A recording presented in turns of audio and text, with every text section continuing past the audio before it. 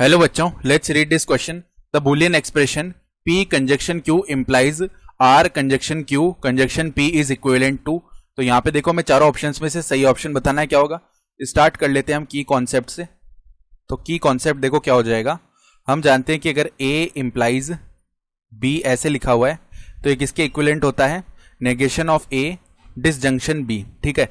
और अगर ऐसे लिखा हुआ है A डिसजंक्शन में और ब्रैकेट के अंदर लिखा हुआ है B कंजक्शन C, तो ये किसके इक्विवेलेंट होता है। देखो ऐसा होने पर A का हम पहले डिसजंक्शन ले लेंगे B के साथ, बीच में कंजक्शन का साइन, और A का डिसजंक्शन ले लेंगे हम किसके साथ, C के साथ, ठीक है।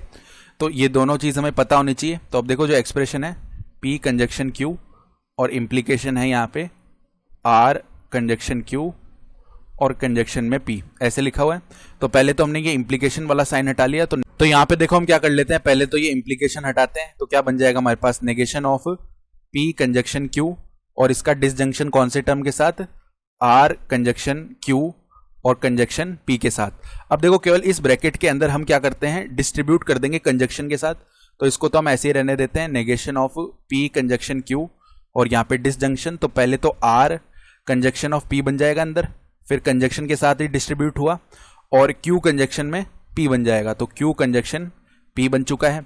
अब देखो जो की कॉन्सेप्ट में हमने सेकंड पॉइंट लिखा था वो हम यहाँ पे करने वाले हैं। तो यहाँ पे इनके बीच में डिसजंक्शन आ रहा है तो इसके साथ डिस्ट्रीब्यूट करेंगे। तो negation of P conjunction Q और यहाँ पे बीच में क्या आ जाएगा, देखो बीच में हमारे पास आने वाला है कौन सा, डिसजंक्शन, क्योंकि पहले इस टाइप का टर्म लिखेंगे। तो ये आ जाएगा R कंजक्शन ऑफ P, ये तो कंप्लीट एक टर्म बन चुका है। बीच में आएगा कंजक्शन का sign, negation of P conjunction Q, ये आया डिसजंक्शन आ गया Q कंजक्शन ऑफ P। तो Q कंजक्शन ऑफ P को हम लिख सकते हैं P कंजक्शन ऑफ Q, ऐसे करके भी लिखा जा सकता है। अब ये जो टर्म है ना, ये देखो किस तरीके का टर्म है, नेगेशन ऑफ A और उसका डिसजंक्शन ले लिया A के साथ। तो अगर ऐसे करेंगे ना हम, तो ये वैल्यू हमेशा ट्रू होगी, ये हमेशा एक ट्रू वैल्यू देगा। कैसे देगा, मान लो ये हमारे पास में A है, ठीक है।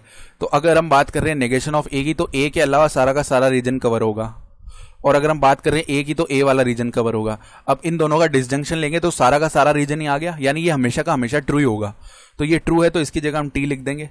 और यहाँ पे देखो negation of P conjunction Q और इसका डिसजंक्शन है R कंजक्शन P के साथ, और इसका देखो हम क्या कर रहे हैं, इसका हम फर्दर कंजक्शन ले रहे हैं एक ट्रू वैल्यू के साथ। तो जब ट्रू वैल्यू के साथ इसका कंजक्शन लेंगे तो ये की ये वैल्यू बन जाएगी।